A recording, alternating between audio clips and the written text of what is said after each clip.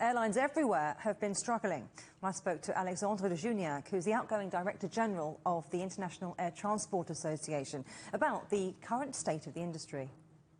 So the industry is still in a difficult situation.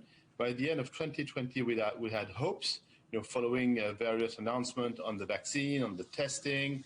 But with the surge of the variants, many states have closed their borders again, or they have issued some travel restriction again in January.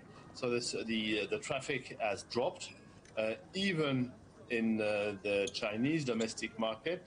The traffic has been slow. So we have postponed our estimate, and we now forecast the beginning of a recovery by mid-2021. And in the meantime, we have still to survive. We will burn cash, and we still need government support. You've said that 2021 started off worse than 2020 ended. Do people want to get back to travel, or will that spectre of quarantine be a deal breaker? So it is absolutely sure that the appetite to fly is still there.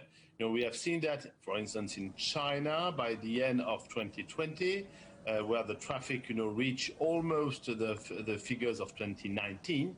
We have seen that when we have reopened corridors between, for instance, the UK and the Canary Islands, bookings have surged. So the appetite to fly is there.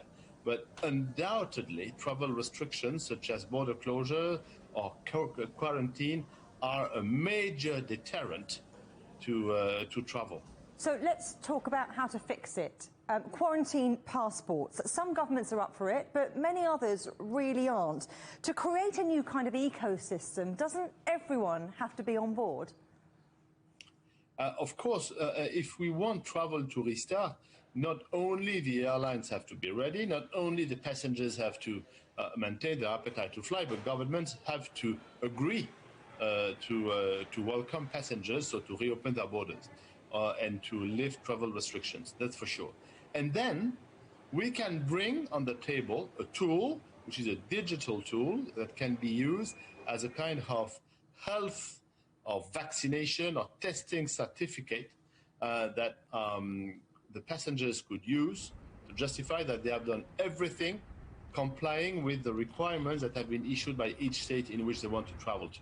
So there's a medical side to it, but you're also talking about smart tech and AI playing a key role.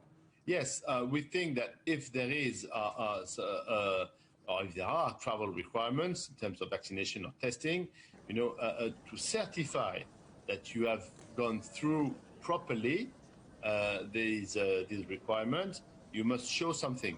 Before, 20 years ago, 10 years ago, we were relying on paper. You had the famous yellow passport for the yellow fever, if you remember. Mm-hmm. Now we think that the digital tool is absolutely key. And so we are developing an app that you will be able to download on your smartphone, and in which you will be able to put your medical certification of vaccination and testing and transfer this data to the airline or the state which is requiring such information to allow you to enter. So we think it's a key element to reopen borders.